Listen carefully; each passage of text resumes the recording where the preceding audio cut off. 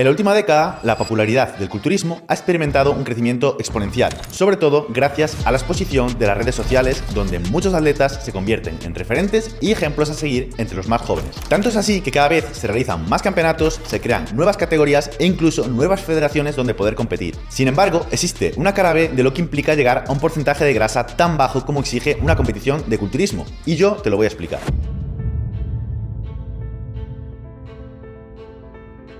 Bienvenidos a un nuevo vídeo para el canal de Fit Generation. Mi nombre es Adrián Díaz Rúa, soy doctor en fisiología, formulador para la marca de suplementos Big y docente en esta plataforma. Hoy te traigo un vídeo algo diferente de lo habitual. Si quieres saber todo lo que supone prepararse para competir, quédate porque te voy a contar mi experiencia personal tras haberlo hecho para competir en la categoría de Men's Physique. ¿Qué debes tener en cuenta para llegar a competir? Sé que esperas con ansias que te cuente cuánto bajé de peso, mi dieta, mi entreno, cuánto tardé en hacerlo y todas las cosas que rodean el proceso en sí mismo. Pero tras mi experiencia quiero hacerte una advertencia importante. Cada vez es más frecuente ver a chicos y chicas muy jóvenes prepararse para competir en alguna categoría de culturismo. Ahora bien, la competición requiere de un esfuerzo físico, económico y psicológico importante, y creo que no debes tomar la decisión de prepararte para competir a la ligera. Lo primero y más importante es preguntarnos si tenemos la suficiente masa muscular para que, en el momento que nos quitemos la grasa que nos sobre, estemos satisfechos con el físico obtenido. Y con esto no digo que para debutar en culturismo haya que tener los físicos de los atletas profesionales o pesar 100 kilos antes de definir. Por supuesto que no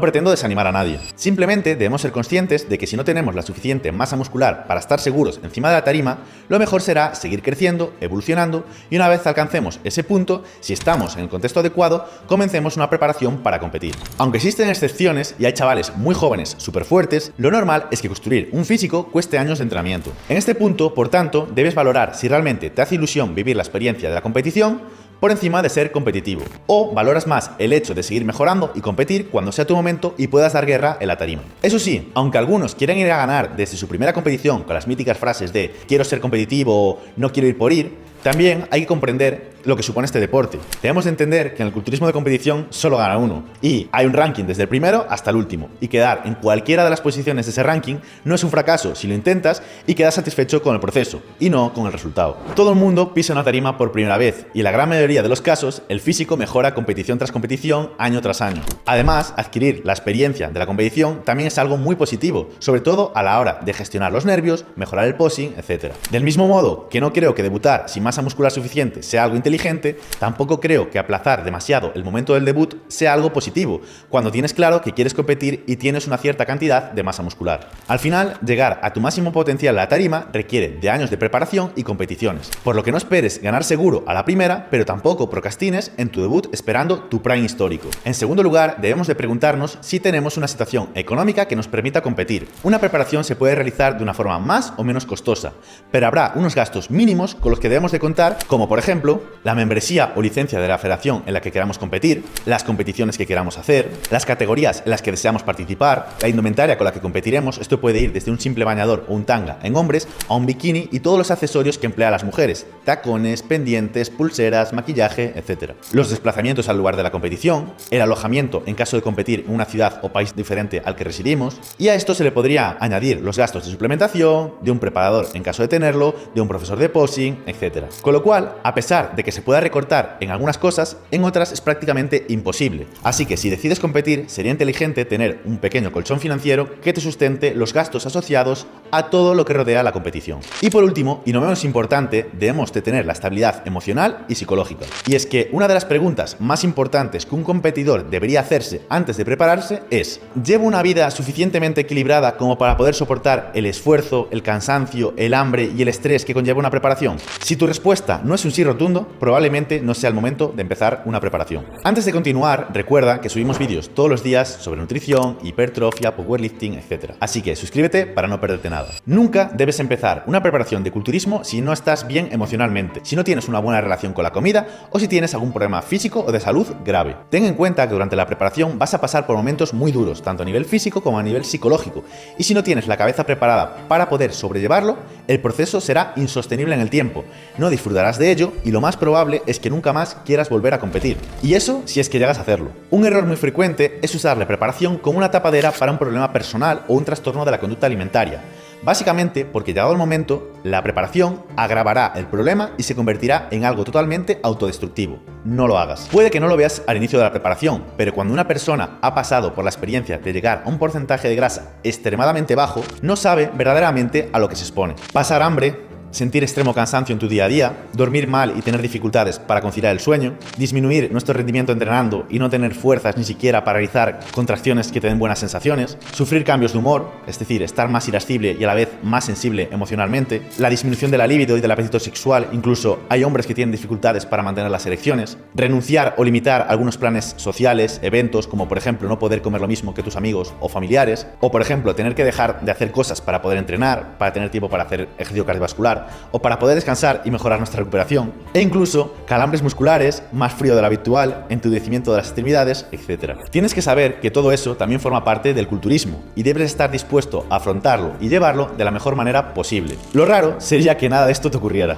Ahora sí, después de esta introducción, que de verdad considero fundamental, te voy a contar mi experiencia personal preparándome para competir. En mi caso particular, siendo consciente de todo por lo que debía pasar para llegar a la tarima, y tras más de 10 años entrenando en el gimnasio, aunque no siempre me enfocara en la hipertrofia o la mejora de la composición corporal, decidí aventurarme a realizar una preparación para competir en culturismo, concretamente en los campeonatos regionales de la categoría Men's Physique de la NPC, que es la mayor organización de eventos de culturismo de todo el mundo. Mido 1,77,5, por lo que competiré en la talla B, talla media, y podría llegar a dar un peso máximo de 91 kilos. Mi punto de partida antes de la preparación era precisamente de 90 a 91 kilos con un porcentaje de grasa moderado, probablemente cerca del 17-18% de grasa. Actualmente, a 3 semanas de mi primera competición, estoy pesando entre 80 y 82 kilos y prácticamente todo lo que he bajado ha sido grasa, por lo que ahora mismo debo rondar entre el 8 y el 10% de grasa corporal. En mi caso concreto, planteé una preparación de aproximadamente unas 20 semanas, 5 meses, durante los que he realizado diferentes estrategias nutricionales. No ha sido la típica preparación de 12-16 semanas de definición pura,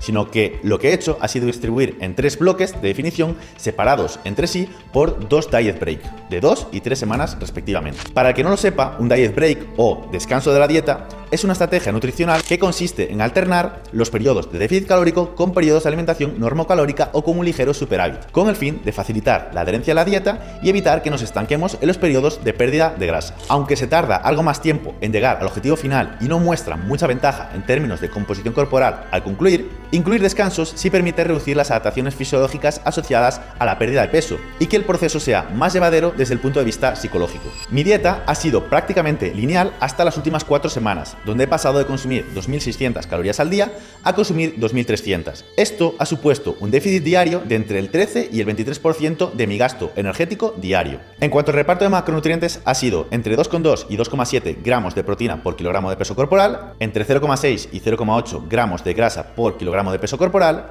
y el resto hidratos de carbono, alrededor de unos 3 gramos por kilogramo de peso corporal al día. En cuanto a mi rutina de entrenamiento, he entrenado 6 veces por semana siguiendo una estructura similar a una rutina push-pull legs, es decir, empuje, tirón, pierna, con la diferencia de que en vez de realizar un segundo día de pierna, introducía un tercer día de torso, donde alternaba empujes y tirones, realizando así una frecuencia 2,5 de entrenamiento para todos los grupos musculares del torso y frecuencia 1 para las piernas. Y sí, ya sé que le he dado más caña al torso que a las piernas, pero recuerda que en mi caso voy a competir en la categoría Men's Physique y en esta categoría el torso puntúa bastante más que las piernas, que no se ven en gran medida por el bañador. Respecto al cardio, he realizado durante toda la preparación aproximadamente una hora de cardio en cinta con inclinación y velocidad moderada, lo que son aproximadamente unos 6.000-7.000 pasos. No obstante, mi objetivo principal era realizar como mínimo 15.000 pasos diarios, coloqué el resto de actividad física fuera del entrenamiento, lo que conocemos como NEAT. Lo he realizado andando por la calle, haciendo recados, yendo a entrenar caminando en lugar de en coche o dando paseos con amigos, algo que se hace bastante más ameno que realizar todos los pasos subidos a una cinta. Te puedo decir que tal y como he planteado esta preparación me ha resultado bastante llevadera para lo que me esperaba. Hasta las últimas 6 semanas el hambre lo he llevado muy bien, gracias a realizar una inteligente selección de los alimentos, optando por los alimentos más saciantes y voluminosos como verduras, hortalizas, cereales integrales, patata, etc. Y un consumo de proteínas más elevado de lo normal, para generar un mayor efecto saciante. En estas últimas 6 semanas sí que es cierto que el apetito se ha ido incrementando progresivamente, algo normal por otro lado. Más que nunca, aquí he tenido que tener la cabeza bien fría para no caer en la tentación de saltarme la dieta o simplemente comer más calorías de las que tenía pautadas. En cuanto al cansancio, sí que es cierto que se ha ido incrementando de forma progresiva durante las últimas 10 semanas, haciendo que cada vez me costara más rendir y disfrutar de los entrenamientos. Además, también sentía bastante letargo a partir de las 7-8 de la tarde, cansancio, apatía y sueño. Para intentar compensar esta fatiga acumulada y sobrellevarla mejor, he ido aumentando la dosis de estimulantes como la cafeína, termogénicos o preentrenamientos,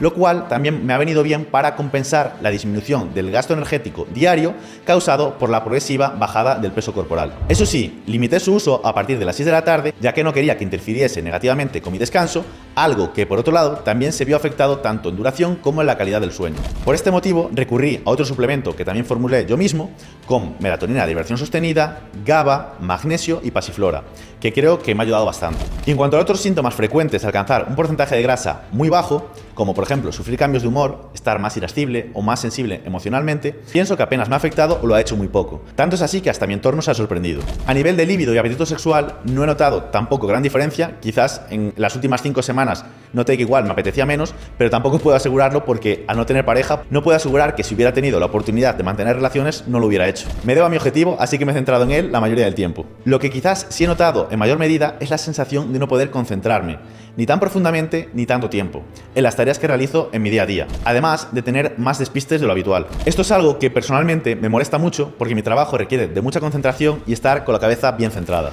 También he tenido más calambres musculares y he pasado más frío de lo habitual, aun siendo yo una persona bastante calurosa. De hecho, he notado en algunas ocasiones cómo se me entumecían las manos, lo cual solo me había ocurrido con la exposición al frío. En resumen, una preparación es una etapa dura que requiere un esfuerzo físico y mental alto, en la que el resultado final es muy bonito y es en lo que todo el mundo se fija, pero para llegar hasta ese punto hay que pasar una larga temporada, más o menos larga en función de tu porcentaje graso de partida y de cómo se plantee dicha preparación. Cada preparación es un mundo y cada uno lo vive de forma diferente, pero de lo que prácticamente nadie se libra es de sentir hambre, cansancio y dificultades para dormir. En mi caso particular, realizar esta preparación era un reto personal, un objetivo más a cumplir en mi vida, y me siento muy satisfecho con el resultado, ya no por el resultado físico, sino también por cómo lo he llevado a nivel personal. Esperaba que todo fuera mucho peor y le tenía mucho respeto a lo que me exponía antes de empezar la preparación. Una preparación debe realizarse con tiempo para no hacer locuras y encontrarnos en un contexto adecuado.